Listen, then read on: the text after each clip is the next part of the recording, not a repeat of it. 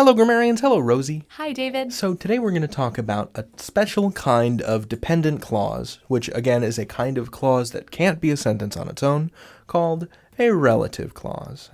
So a relative clause is a dependent clause that starts with a relative pronoun. So a relative pronoun is a word like who or that or which or whose or where that like any pronoun substitutes in for another part of the sentence. So for example, Harry Potter is also known as The boy who lived. the boy who lived. Is that Dumbledore? That's my Dumbledore. I like it. Thank you. You can see in this little snippet, who is subbing in for the boy, right? So it is behaving like a pronoun, but a relative pronoun. And so we've got this thing here, who lived. The boy lived on its own could be a sentence, but who lived cannot be. Well, who lived is describing the boy. So right now, all of this together is just a noun phrase, but who lived within this noun phrase is a relative clause. So we need to find a store that sells the new Willamette cold brew coffee ice cream. I've heard it's really good. So all of this together is a sentence. This is definitely a sentence. We need to find a store that sells the new Willamette cold brew coffee ice cream. Like, indisputably, that is a sentence. We have our subject, we have our verb, need, and then the object of need is to find a store that sells the new Willamette cold brew coffee ice cream. But we're focusing on this yellow part here. So that is substituting in for a store. That's what that relative pronoun is representing. And then we have that sells the new. So we've got store that sells, right? So that is our subject here. Sells is the verb. The new Willamette cold brew coffee ice cream is the object of sells. And everything in yellow here, all this yellow text, is our relative clause. It cannot stand on its own as a sentence.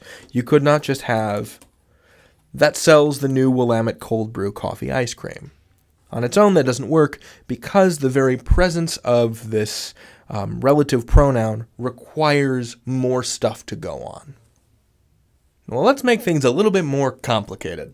The woman who always wore a red hat came into the cafe every Sunday. So this sentence contains a relative clause right there in the middle of it. Who always wore a red hat? Right, so we've got who substituting in for the woman, and that's the subject of the verb phrase wore a red hat.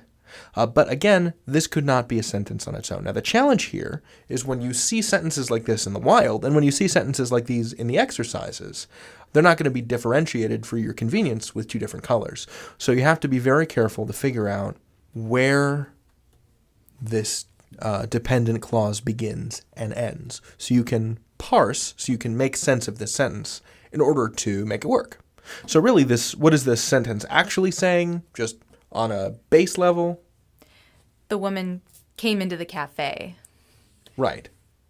And so everything else, this every Sunday or who always wore a red hat, that is kind of extra. And so it's your job as a writer, reader, and editor of text, as someone who is working with the English language, to puzzle it out and separate a sentence into its components.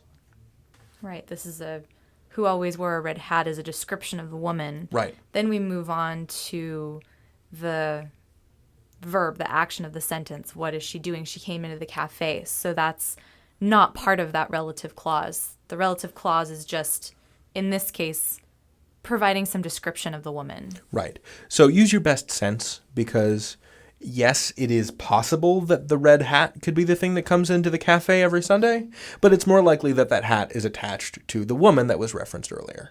Right. So that is a relative clause. You can learn anything.